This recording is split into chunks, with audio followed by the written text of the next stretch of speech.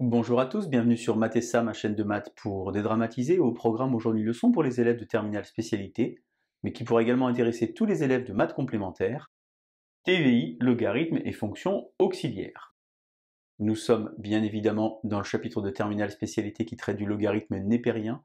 Je vous insère comme d'habitude le lien vers la playlist du chapitre, afin que vous puissiez vérifier vos acquis et vos connaissances. Savez-vous par exemple dériver un logarithme népérien? Savez-vous également, et c'est fondamental, calculer des limites en levant par exemple une indétermination? On a donc aujourd'hui une fonction qui nous est donnée. Cette fonction c'est f de x égale x ln de x sur x plus 1. Je vous propose donc maintenant, si vous vous sentez suffisamment à l'aise, de mettre la vidéo en pause. Vous allez donc tenter d'étudier cette fonction en complétant tout le tableau que j'ai préparé pour vous. Et on se retrouve évidemment juste après pour la correction. Allez, un brouillon à crayon, et c'est parti. Alors naturellement, lorsqu'on étudie une fonction, la première chose à faire, c'est d'étudier son domaine de définition. Vous savez qu'il y a trois choses interdites aujourd'hui en classe de terminale spécialité: diviser par 0, racine carrée d'un nombre négatif, et enfin logarithme népérien d'un nombre négatif. On a donc ici deux conditions à vérifier. D'abord, il faut que x plus 1 soit différent de 0, et en haut, il faut que x soit positif puisque nous avons un logarithme népérien. X plus 1 différent de 0, ça veut donc dire que x doit être différent de moins 1, mais puisqu'on a en même temps que x doit être positif, eh bien le domaine c'est 0 plus l'infini ouvert comme ceci, qu'on peut également écrire R plus étoile. Dérivation, alors on reconnaît quelque chose de la forme u sur v, sauf que attention, il y a un gros piège, car ici le numérateur est un produit.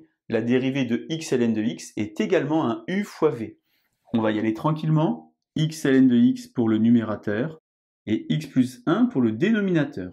X plus 1, c'est simple, ça fait 1, mais attention ici, on a donc u fois v, ou peut-être par hasard w fois t, c'est-à-dire le produit de deux nombres. Je dérive le premier, je conserve le deuxième, j'ai donc 1 ln de x, je conserve le premier, je dérive le deuxième, j'ai donc x fois 1 sur x, qui fait donc ici plus 1. Finalement, je mets en jeu ma routine avec mon u sur v, au dénominateur x plus 1, le tout au carré, et en haut comme ceci, j'ai donc x plus 1 facteur de ln de x plus 1, et ici, moins x ln de x. Je conserve mon dénominateur. Si je distribue ici, j'ai x fois ln de x qui va donc se simplifier ici. Il va donc me rester très simplement ln de x plus x plus 1. J'ai donc ici exprimé la dérivée. Cette dérivée existe pour tout x qui appartient à R plus étoile. Alors j'ai un petit souci car vous voyez cette dérivée, je suis dans l'incapacité de connaître le signe de cette dérivée, car au numérateur j'ai une expression dont je ne peux pas trouver le signe. Je vais donc étudier une fonction auxiliaire en posant pour tout x positif g de x égale ln de x plus 1. Je vais donc alors dériver cette expression. Dérivée du logarithme népérien, c'est donc 1 sur x, plus ici dérivée de x, ça fait 1, et dérivée de 1, ça fait 0. Ce n'est pas la peine ici de mettre au même dénominateur, car puisque je suis chez les positifs, 1 sur x est positif, et 1 est également positif. J'ai cependant, attention ici, une valeur interdite, j'ai donc 0 plus l'infini, avec une dérivée qui est toujours positive, et donc une fonction g, qui est donc toujours croissante. Vous pouvez soit indiquer g', soit indiquer g' de x, et moi je préfère écrire simplement g ici pour les variations de la fonction. Lorsque je complète un tableau de variations, il faut naturellement mettre les limites. Ici, limite au voisinage de 0, le logarithme népérien c'est moins l'infini. Moins l'infini plus 0 plus 1, ça fait donc ici moins l'infini au voisinage de 0, que je peux compléter dans mon tableau. Et au voisinage de plus l'infini, j'ai donc plus l'infini pour le logarithme népérien, plus l'infini plus 1. J'ai donc ici, au voisinage de plus l'infini, plus l'infini. J'ai donc complété ici le tableau de variation pour ma fonction g, mais moi ce qui m'intéresse c'est le signe de cette fonction. Et je vais donc utiliser ici un théorème très important qui s'appelle le théorème des valeurs intermédiaires, ou bien le corollaire du théorème des valeurs intermédiaires, car pour passer d'un négatif à un positif, eh bien je vais simplement passer ici par un nombre que j'appelle par exemple alpha, et ici avoir une image nulle. Alors il y a une rédaction à adopter, vous avez déjà certainement vu des vidéos, je vous insère le lien vers la playlist qui traite du TVI, car il y a de nombreuses vidéos en ligne. Sur R plus étoile, G est continu, car c'est la somme de fonctions continues. G est strictement croissante. La limite de g de x au voisinage de 0 est négative, et la limite de g de x au voisinage de plus l'infini est positive. 0 est donc une valeur intermédiaire, et d'après le corollaire du théorème des valeurs intermédiaires, l'équation g de x égale à 0 admet une unique solution notée alpha. Je vous rappelle que le TVI, c'est un théorème d'existence. Je sais que alpha existe, mais je ne connais pas sa valeur. Pour avoir une idée de sa valeur, je vais donc maintenant prendre la calculatrice. Je vous insère sur la partie haute de l'image une petite incrustation, et c'est parti. On va donc d'abord dans f de x, pour entrer, c'est bizarre, l'expression de g, ln de x plus 1. Je fais un petit zoom 6 pour tracer ici la représentation graphique de la fonction g. Je peux par exemple utiliser la table, je vais donc dans définir la table. Je vais évidemment commencer à 0 et avancer de 1 en 1. Je vais alors dans la table et je me rends compte que entre 0 et 1, eh bien je passe ici d'un nombre négatif à un nombre positif. Je retourne alors dans définir la table et au lieu d'avancer avec un pas de 1, je vais avancer avec un pas d'un dixième. Je mets donc 0,1 sur la deuxième ligne.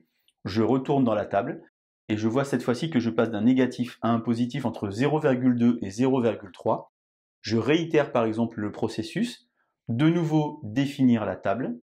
Je commence cette fois-ci à 0,2 et je mets un pas au centième, c'est-à-dire 0,01. Je retourne dans la table et je me rends compte finalement que alpha est compris entre 0,27 et 0,28. Je peux donc indiquer un encadrement de alpha. 0,27, 0,28, j'ai donc ici un encadrement au centième. Alors quel est l'intérêt d'avoir fait ça? Eh bien, vous voyez, maintenant, moi, ce qui m'intéresse, c'est le signe de G. G est donc négative avant alpha et positive après alpha. Je vais donc poser ici mon alpha, avec 0 et plus l'infini. J'ai donc ici un 0, négative avant et positive après. J'ai donc ici une fonction qui est décroissante sur 0 alpha et croissante sur alpha plus l'infini. Puisque moi je dois compléter un tableau de variation, je vais donc tenter de trouver la valeur exacte de f de alpha. Je remplace alors par l'expression, ici, alpha ln de alpha sur alpha plus 1. Et je vais revenir un instant à la définition de alpha. Alpha annule g, ça veut donc dire ici que si j'ai g de alpha qui vaut 0, eh bien c'est équivalent à dire que ln de alpha égale moins, parenthèse, alpha plus 1. Je vais donc pouvoir remplacer au numérateur ici mon ln de alpha par moins parenthèse alpha plus 1, et je me rends compte finalement que je vais pouvoir simplifier les deux parenthèses qui sont ici, et j'obtiens que f de alpha vaut donc moins alpha, une valeur négative. Il me faut, pour finir, calculer les limites. Donc d'abord la limite en 0. Alors j'ai ici, lorsque j'observe la fonction x ln de x lorsque x tend vers 0, évidemment 0+, puisque le domaine c'est R plus étoile. Il s'agit ici de 0, ça s'appelle les croissances comparées. Au dénominateur 0 plus 1, ça fait 1, et par quotient, la limite, lorsque x tend vers 0+, c'est donc 0. Vous remarquez la cohérence, puisque je pars de 0 et je descends vers moins alpha, sachant que alpha est un nombre positif, et bien moins alpha sera un nombre négatif. Pour calculer la limite au voisinage de plus l'infini, c'est assez souvent le cas, j'ai ici une forme indéterminée, l'infini sur l'infini, que je peux transformer en factorisant par x et en simplifiant en ln de x sur 1 plus 1 sur x. La limite de ln de x lorsque x tend vers plus l'infini, c'est donc plus l'infini. Et la limite de 1 plus 1 sur x lorsque x tend vers plus l'infini, c'est donc 1. ln de x sur 1 plus x, ça fait donc l'infini sur 1. Lorsque x tend vers plus l'infini, j'obtiens donc ici plus l'infini. Cohérence également de mon tableau de variation. Pour finir, je vous insère ici une petite image avec la représentation graphique de la fonction f que j'ai donc tracée sur 0 plus l'infini. J'ai modifié la fenêtre d'affichage pour bien faire apparaître ici le minimum qui est donc moins alpha. Et vous voyez que mes résultats sont cohérents. TVI, logarithme et fonctions auxiliaires, de nombreuses connaissances à mettre en jeu. Je vous laisse vous entraîner et je vous dis à bientôt sur Matessa. Bonne journée.